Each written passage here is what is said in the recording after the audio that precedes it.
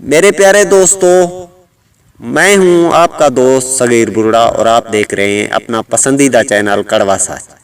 آج جو میں عنوان پیش کرنے جا رہا ہوں، اس کا ویڈیو پیش کرنے جا رہا ہوں، اس کا عنوان ہے تمہیں پٹواری کس نے لگایا۔ اس فکرے کو مکمل کریں۔ ایک دن ایک سکول میں بیٹھے ہوئے استاد نے بچوں کو ایک فکرہ دیا کلاس کے کہ اس کو مکمل کرو۔ فکرہ تھا کہ ہر بڑے آدمی کے پیچھے ایک عورت ہوتی ہے۔ اب بچوں نے اسے فکرے کو مکمل کر کے استاد کو پیش کیا۔ اب سنیں بچوں نے کیسے مکمل کیا۔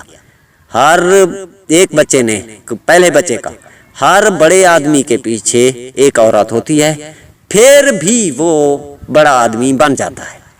دوسرا بچہ، ہر بڑے آدمی کے پیچھے ایک عورت ہوتی ہے، جس سے ہمیشہ ہوشیار رہنا بہت ضروری ہے۔ تیسرا بچہ، ہر بڑے آدمی کے پیچھے ایک عورت ہوتی ہے، جسے یہ علم نہیں ہوتا کہ اس کے آگے کھڑا آدمی واقعی ایک بڑا آدمی ہے۔ اور بچہ، ہر بڑے آدمی کے پیچھے ایک عورت ہوتی ہے جو اس پر ہمیشہ شک کرتی رہتی ہے۔ اور بچہ، ہر بڑے آدمی کے پیچھے ایک عورت ہوتی ہے جو یہ سوچ کر حیران رہتی ہے کہ دنیا اس بے وقوف آدمی کو بڑا آدمی کیوں کہتی ہے۔ اور بچہ، ہر بڑے آدمی کے پیچھے ایک عورت ہوتی ہے جو اس کے کان میں کہتی رہتی ہے میرے بغیر تم کچھ بھی نہیں ہو۔ ان سب جملوں میں سب سے جاندار جواب یہ تھا کہ ہر بڑے آدمی کے پیچھے ایک عورت ہوتی ہے جو دوسری عورتوں کو اس کے قریب بھٹکنے نہیں دیتی۔ عمران خان بے شک ایک بڑے آدمی ہیں اور کھیل کی دنیا میں نام کمانے کے بعد سیاست میں آئے، سیاست کی دنیا کے اب کنگ بن چکے ہیں۔ ان کی سیاسی بصیرت، سوچ سے اختلاف کیا جا سکتا ہے، نالائکی، بد انتظامی کی پر بات کی جا سکتی ہے، غلط فیصلوں کے انبار پیش کیے جا سکتے ہیں، سلیکٹڈ نان سلیکٹڈ پر اظہار خیال کیا جا سکتا ہے، وسیم اکرم پلس کی بے جواز حمایت پر اعتراض اٹھائے جا سکتے ہیں، عوام کے ساتھ ناروا سلوک پر بھی بات کی جا سکتی ہے، اس میں کوئی شک نہیں، لیکن وہ ایک بڑے آدمی ہیں۔ مگر سوچنے کی بات ہے کہ اس بڑے آدمی کو کامیاب انسان بنانے میں کون سے عوامل کار فرما ہوتے ہیں۔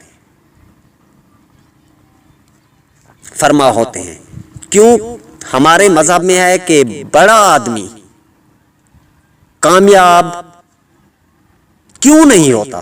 ہمارے مذہب اسلام میں، جس کی بنیادی تعلیمات میں انسانوں سے اچھا سلوک شامل ہے، قرآن پاک میں آتا ہے نبی پاک صلی اللہ علیہ وسلم کی ذات تمہارے لیے بہترین اسوہ حسنہ ہے، جن کو خالق کائنات نے خلق عظیم کا لقب دیا، جن کی پوری زندگی قرآن پاک کی ترجمانی کرتی ہے، جن کے اخلاق پر علماء، عوام تو درکنار مغرب کے بھی شہادتیں موجود ہیں۔ آپ صلی اللہ علیہ وسلم نے دنیا کے سامنے اخلاق کا وہ نمونہ پیش کیا جو کسی انسان کے بس میں بھی نہیں۔ آپ کے جانی دشمن ابو سفیان کو بھی قیصر روم کے دربار میں آپ کے اخلاق کا اعتراف کرنا پڑا۔ ایک جنگ کے بعد رسالت مآب کی خدمت میں حاتم طئی کی بیٹی ننگے سر پیش ہوئی تو آپ نے صحابہ کو اپنی چادر دے کر فرمایا کہ اس کا سر ڈھانپو، بیٹی تو بیٹی ہوتی ہے، ہمارے دوست کی ہو یا دشمن کی ہو، اس بچی کا سر ڈھانپو۔ آپ پر کوڑے پھینکنے والی کی خیریت پوچھنے گئے۔ یہ تھا آپ کا مزاج، یہ تھا اسلام، یہ تھی انسانیت۔ ہمارے دین میں جہاں عام آدمی کے لیے اخلاق کا تعین ہے، وہاں حکمران طبقے میں بھی کوئی فرق نہیں۔ اس میں کوئی شک نہیں کہ برِ صغیر میں برطانوی سامراجی حکومت آنے کے بعد اس خطہ کی اپنی حاکمیت اور بالادستی قائم کی۔ انگریز افسروں کا عوام پر روک جمانے کے لیے مختلف قوانین حربے استعمال کیے، گورے افسر اور کالے فرمانبردار ماتحتوں کو اعلیٰ درجے پر رکھا، اعلیٰ درجے پر رکھا، عوام کو کیڑے مکوڑوں کی حیثیت حاصل تھی۔ ان گورے اور افسروں کو عوام کا ذہنی غلام بنانے کے لیے فرمانبردار کئی اختیارات دیے گئے، سیاہ سفید کے مالک تھے، عوام پر افسروں کے رعب عوام کو غلام بنا دیا۔ اب 70 سال آزادی کو ہو گئے، اب یہی بات نکلی نہیں ذہنوں سے ابھی خوئے غلامی، آزاد وطن اتنا بھی آزاد نہیں ہے۔ یہ بات قابل توجہ ہے کہ ان خامیوں کو دور کرنا کس کی ذمہ داری ہے؟ حکومت وقت کی ذمہ داری ہوتی ہے۔ کسی معاشرے کی بہترین اعمال کی اماجگاہ ہوتی ہے۔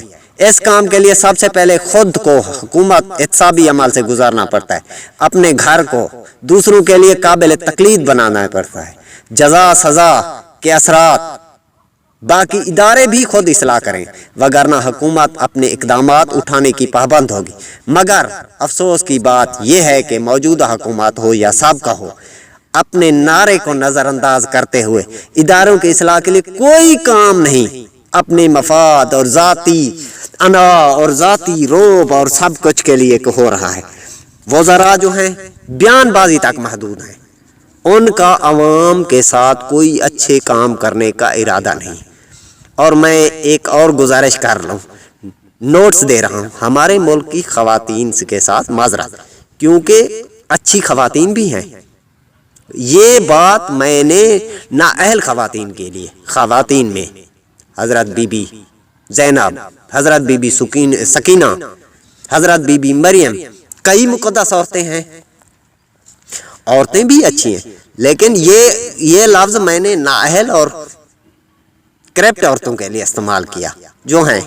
چلو اب میں ایک اور مثال دے رہا ہوں جو کہ ہمارے ملک میں سمجھنے کی تو کوئی نہیں، ہمارے ہاں بس ایک ہی چیز چلتی ہے، جو آ گئی سن لیا، الیکٹرانک پرنٹ میڈیا پر جو آ گئی اس پر چرچا ہو گیا، بھی وہ ہو رہا ہے وہ ہو رہا ہے، تشہیر پر ہے۔ عملی کام ہماری حکمران کوئی بھی، پیپل پارٹی ہو، نون لیگ ہو یا ایک تحریک انصاف ہو، عوام کے لیے کوئی کام نہیں۔ اب میں ایک مثال چھوٹی سی پیش کر رہا ہوں۔ ایک بادشاہ کے گھر میں دھوبن کام کرتی تھی، کپڑے دھونے آتی تھی۔ ایک دن وہ خوش آئی تو بادشاہ کی بیگم نے پوچھا، جو اس کا نام تھا رقیہ تھا، سکینہ تھا، جو تھا، بھی کیوں خوش ہے؟ اس نے کہا ہمارے باجی ہمارے گھر ڈھلو پیدا ہوا۔ بادشاہ کی بیگم خوش ہوئی، اس نے مٹھائی کا ڈبہ اس کو دے دیا، کئی مٹھائی کھاؤ اس خوشی میں، ڈھلو کی خوشی میں۔ وہ مٹھائی کھانے لگی، بادشاہ آ گیا، بادشاہ نے کہا کہ کیا بات ہے؟ بیگم نے کہا ڈھلو پیدا ہوا، اس کی مٹھائی ہے۔ بادشاہ نے کہا مجھے کھلاؤ۔ بادشاہ مٹھائی لے کر اپنے محل میں چلا گیا وزراء کے پاس۔